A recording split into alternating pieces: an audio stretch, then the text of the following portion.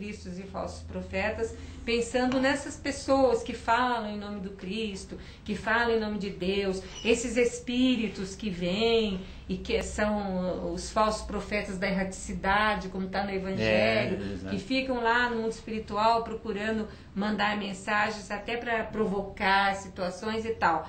Mas se a gente pensar também que os falsos cristos podem ser as falsas verdades em nós, psicologicamente, aquelas coisas que nós alimentamos são também falsos cristos dentro de nós. Com certeza. Né? Alimentamos pensamentos assim mórbidos, às vezes negativos.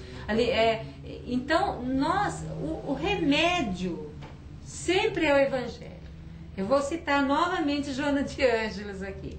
Ela fala, o Evangelho tanto é prevenção como cura. Então, quando a gente ainda não está doente, entre aspas, porque todos nós ficamos um pouco doentes espiritualmente, se a gente não perceber que é no bom caminho, é na prática do bem, é na confiança em Deus, é na fé, que nós temos que aumentar cada vez mais, a gente fica um pouco doente, meio perturbado. Então ela fala, quando a gente não está ainda aí, é uma prevenção. Eu ter o Evangelho, uma leitura diária, sabe? E ir tirando dali os ensinamentos para a gente aplicar na vida da gente, é muito importante. E quando a gente já está doente, ele é cura certa, se a gente realmente quiser. É verdade. E Chico, agora vamos falar sobre falsos profetas na linguagem do Chico. Né? E Chico diz assim, na maledicência somos falsos profetas da fraternidade. Né? Na discórdia nós somos mistificadores da paz. Olha só. Na preguiça nós somos charlatões do trabalho. Na indiferença somos inimigos do dever. Olha como é que ele mostra. Como ele está interpretando. A partir do momento que a gente estiver enquadrado nessas 4 frases, nós estamos sendo um falso profeta, né? Claro, é lógico. Então acho que Chico, ele realmente, como você disse, ele tinha as orientações, ele recebia as orientações de uma maneira assim muito, muito clara e pedagógica. E a maneira dele né? passar era muito clara e pedagógica. E olha que ele era tão humilde que quando ele recebeu poesias no Parnaso do Além Túmulo, que ele publicou todas aquelas poesias daqueles poetas famosos, e então muitas pessoas falavam, como Chico, ele é quase analfabeto, ele recebeu uma poesia de Augusto dos Anjos ou daqueles poetas. Ele falava assim, gente, não era assim como eu passei, era muito mais lindo, só que eu não tive condições de passar da maneira que foi passado, eu passei desse jeito, entendeu? Então ele tinha humildade e sabia que muitas coisas, e todo médium deveria ter essa humildade de saber que da maneira que ele está enxergando a situação pode não ser a mais correta. Por isso que é bom, assim, por exemplo, num trabalho mediúnico, é bom ter mais de um médium vidente. Porque daí, um vai ver de sua maneira, o outro vai ver a sua maneira, e nós vamos chegar a um contexto do que é aquela realidade. É a prova contra a prova. Cada um vai ver a sua forma. Mesmo quando vem alguma mensagem escrita, né? Às vezes a gente peca até por desconfiança, mas não é isso. Nós temos que ter cuidado, não podemos ir aceitando tudo. Já aconteceu com você, alguém te telefonar ou falar para você alguma coisa, ou você mesmo falar para alguém, ou pelo telefone, ou pessoalmente, e a gente entender diferente do que você falou? Como não? Né? Como não? Isso nós que estamos com a voz clara, olhando, estamos vendo. Imagina receber uma mensagem. Não precisar né? nada. Difícil, Jesus não passou a mesma mensagem para todo mundo?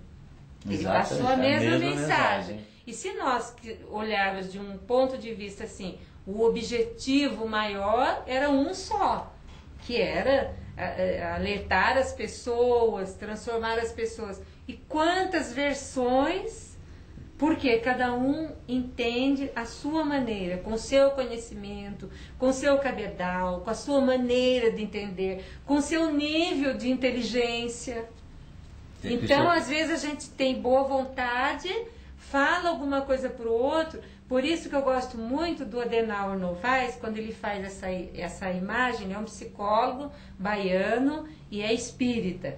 E ele fala assim, é muito importante, naquela passagem que o Cristo pergunta assim para os apóstolos, quem dizem os homens que eu sou? E daí fala, uns dizem que é Elias, outros que é João Batista, outros que é Jeremias.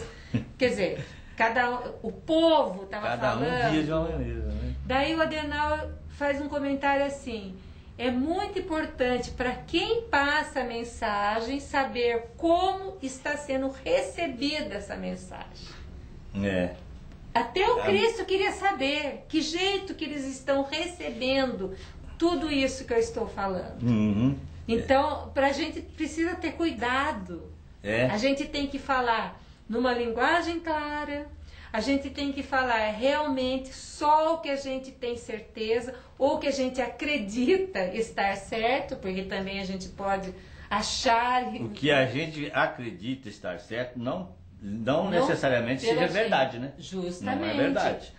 Pode ser que eu esteja enganado. Mas eu estou falando assim, o que a gente acredita estar certo, pelo cabedal que a gente tem, pelo estudo que a gente está fazendo, não por nós mesmos. Sim, não é pelos meios que a gente tem de chegar a uma conclusão, que todos têm essa oportunidade, né? Então, é perigoso, né? A gente se tornar um falso profeta sem querer, né? Nossa, um falso Cristo passando. E outra coisa, aquele que passa a mensagem, ele é responsável pela mensagem. Olha a nossa responsabilidade. Nós que falamos à frente de um público, ou que passamos uma mensagem do Evangelho, ou que estamos na televisão falando, abrangendo, né, um número de pessoas que podem ouvir, interpretar de uma outra forma, colocar aquilo em ação, e nós seremos responsáveis se nós não passamos essa mensagem. E nós temos que tomar cuidado, porque tudo que os ensinamentos do Cristo e que nos vem, nunca orienta para raiva, para violência, para vingança, né? Não põe ninguém contra ninguém. É por aí que a gente vai ter que ter o limite. O nosso tempo está esgotando, Claudete, mas eu precisava comentar mais umas palavrinhas do Chico aqui, eu vou deixar você terminar a parte, né? O Chico disse também assim, a terra é a nossa escola, o lar é o nosso templo, o próximo é o nosso irmão, a humanidade é a nossa família e a luta é o nosso aprendizado. Quer dizer, então o que ele está dizendo é que nós precisamos lutar sempre para evoluir ou para desenvolver, como nós falamos no início. Justamente. O Chico é grandioso, né? A Terra é uma escola pra gente, né? A Terra é uma grande escola. Nós temos a oportunidade de estar aqui através da reencarnação, que é uma porta que Deus abre para nós. É a justiça divina que faz isso, porque que seria de nós se não tivéssemos essa oportunidade de voltar, de procurar fazer certo as coisas que deixamos para trás, ou enfrentar novas provas que sempre nos elevam, todas as dificuldades da nossa vida que a gente atravessa sempre acrescentam alguma coisa para o nosso crescimento. E não podemos esquecer de deixar as boas obras, porque daí nós estaremos agindo como a árvore boa, que dá bons frutos, e como verdadeiro profeta, que a gente se reconhece, segundo Jesus, pelas suas obras. É isso mesmo. Chegamos então, Claudete, no final do nosso programa, e vamos agradecer aos nossos amigos, mas antes disso, muito obrigado a você, que Deus te abençoe e que você, se for viajar, volte mais rápido para ficar aqui com a gente, porque nós precisamos muito das suas orientações, dos seus ensinamentos e da sua experiência. Amigos, chegamos ao final do nosso programa. Queremos agradecer você que nos assistiu, que conosco pode e pôde refletir um pouco. E quando nós falamos do Chico, que ele disse que a terra é nossa escola, nós já falamos, né, que nós aprendemos, e que o lar é o nosso templo, né?